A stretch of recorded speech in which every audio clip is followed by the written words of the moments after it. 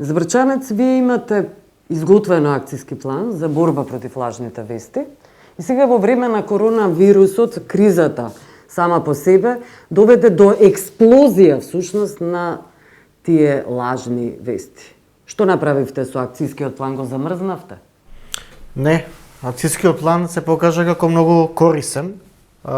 Добро е што сме го подготвиле, не знаејќи дека следува пандемија. Што направивте? Спроведовме дел од одредбите од тој акцијски план, го ставивме во функција протоколот за кризни комуникации, изработен во рамки на акцијскиот план, кој што подразбира дека во услови на кризно комуницирање сите капацитети комуникацијски на институциите се во полна пареја и тоа значи комуницирање динамично по два основи. Првиот, излегување во јавност веднаш штом се поседуваат информациите преку секојдневна комуникација. Тоа сака да ги спречите лажните вести и дезинформациите. Да, не оставате простор дезинформациите да се расшират. А секогаш кажувате точни вести, проверени, објективни.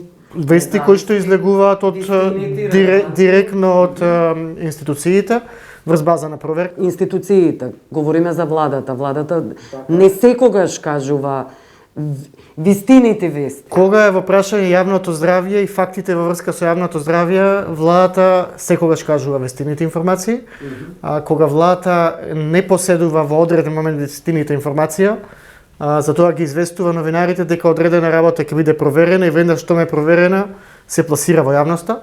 И тоа го видовме низ примерот на министерот Венко Филипче, кој што во развојот на кризата секојдневно излегуваше пред медиумите на долги пресконференции во директна... Клучната алка всушност, вие фокусот е околу Венко Филипче и тоа е всушност човекот кој ги убива лажните вести, презентирајќи... На почетокот на кризата беше фронталниот месенџер или гласник на владата. Се уште, меѓутоа не е единствениот, се разбира тука и портпаролите на владата, останатите министри, кои што комуницираат секој во своите ресори, сега веќе и кризниот штаб при Центарот за управување со кризи. Во овој акцијски план таа борба против лажните вести не се однесува, значи само фокусот не е само во владата. Така. Значи фокусот е особено се значајни и опасни социјалните мрежи што се покажа во целиот свет. Што тука работите? Како се борите против нив? Заради тоа што и порталите, да не ги заборавиме. Само да не биде јасно дека социјалните мрежи не се субјекти кои што продуцираат дезинформација, тоа се платформи на кои што сме присутни ние луѓето, односно повторно представниците на институциите, партиите, ботови, да не ги комуникацијски центри на мој бизнес интерес и така натаму. Партиските ботови нема да ги споменате. Ги споменувам. Впрочем, сите оние кои што функционираме во офлайн светот, како чинители во општеството, сме и на интернет. Од тука социјалните мрежи треба да ги гледаме како онлайн платформа на која што функционира светот. Но кажав веќе, таму најголемата експлозија се случи токму околу корона кризата и кои претходно тие продуцираа. Она што владата конкретно го направи во сферата на интернетот и социјалните мрежи е најпрвен тоа што дигнавме платформа coronavirus.gov.mk, која што е централно место кој што ги собира сите релевантни информации кои што доаѓаат од институциите. Но тоа не ги и Светската здравствена организација. Тоа не ги спречи луѓето да продуцираат, да објавуваат лажни вести. Дополнително стапивме во партнерство, во, да речам, соработка со двете најголеми интернет платформи, Facebook и Google. Таму се верифицирани владините извори како кредибилни и релевантни. Тоа во целиот свет, Facebook и Google во име на спречување на дезинформирањето стапија во контакт со владите и денеска кога пребројувате на интернет, вестите кои што излегуваат од кредибилни извори се верификувани како проверени во име на институциите. Facebook не ги проверува Facebook, меѓутоа Facebook означува дека оваа вест или информација е проверена од одредена институција. Добро, Facebook и одредени вести и информации кои доаѓаа од самиот американски претседател ги тргаше. Но не можеме да ја наречеме кредибилна никаква медиумска платформа, познавајќи го нивниот бекграунд со Брекзитот, кога Марк Цукерберг беше на хиеринг токму заради... Мислам дека и тие научија некои лекции во после тие нивни случувања демонстрира одреден капацитет на спротивставување на тенденциите. Не до крај заради тоа што иве лажните вести на социјалните мрежи се уште. Така не, дезинформирањето е глобален проблем со кој што ние и понатаму ќе се справуваме и затоа е потребно сеопфатна акција, односно учество на сите чинители против овој феномен кој што му штрети на светот, особено во услови на пандемија.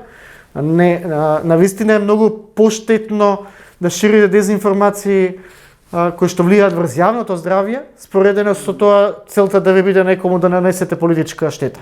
Но во таа борба на владата, вашата улога владина е проблематична заради тоа што борбата можете против лажните вести можете да однесете кај цензура, Така е, многу сме свесни по ризиците.